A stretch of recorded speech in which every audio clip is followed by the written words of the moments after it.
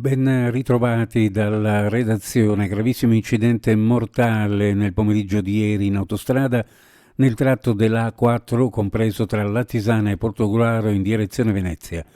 Nello schianto sono stati coinvolti almeno 3 veicoli, 2 mezzi pesanti, tra cui una bisarca e un'auto. Dopo l'urto si è sviluppato un incendio che ha richiesto l'invio dei vigili del fuoco. In autostrada è atterrato anche un elicottero inviato dalla centrale operativa per l'emergenza sanitaria. Sta meglio il cittadino pakistano accoltellato da un coinquilino nella notte tra il 3 e il 4 dicembre scorso in via Dalbiano a Trieste. Il giovane uomo era stato ferito all'addome da uno dei 4 ospiti dell'appartamento gestito da ICS destinato all'accoglienza diffusa ed era stato portato all'ospedale di Cattinara, dove aveva subito un delicato intervento. Il fendente aveva infatti raggiunto lo stomaco e il ragazzo aveva perso molto sangue. Dopo l'operazione la vittima dell'aggressione sarebbe stata trasferita dalla terapia intensiva ad un altro reparto, viste le migliori condizioni di salute. Ancora una volta l'intervento dei sanitari del 118 ha scongiurato il peggio, ma non si tratta di un caso isolato e si inserisce in una scia di aggressioni anche nell'anno in corso che avrebbero potuto sfociare in vere e proprie tragedie. Per protestare contro l'INPS, a suo dire responsabile di una ingiustizia nei suoi confronti, telefona a un centro commerciale annunciando la presenza di una bomba.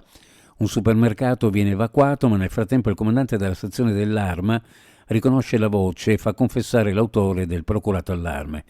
È accaduto a San Biagio di Callalta, Treviso, ai danni di un supermercato alimentare interno al centro commerciale Tiziano. L'uomo, già noto alle forze dell'ordine una volta individuato dai militari, ha ammesso di aver agito in quel modo per una recriminazione verso l'istituto di previdenza.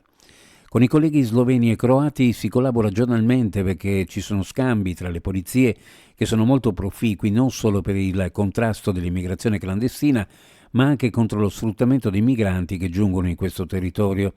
Lo ha ribadito il questore di Trieste Pietro Stuni, incontrando al valico di Pesek gli omologhi di Capodistria e di Pola per il tradizionale scambio di auguri in vista delle feste. Uno sguardo alle previsioni meteorologiche per la giornata: al mattino cielo variabile, pomeriggio probabili schiarite sulla fascia occidentale della regione, mentre maggiore nuvolosità potrà permanere sulla costa e nel Tarvisiano, dove sono possibili delle nebbie sulla fascia orientale e sulla costa, bora da moderata a sostenuta con qualche raffica di forte intensità a Trieste. Temperature minime in pianura fra 2 e 6 gradi, sulla costa fra 6 e 8, massime ovunque fra 9 e 12 gradi centigradi. Previsioni a cura di ARPA e FVG Meteo. Ed è tutto per il momento con l'informazione, grazie per averci seguito, a più tardi.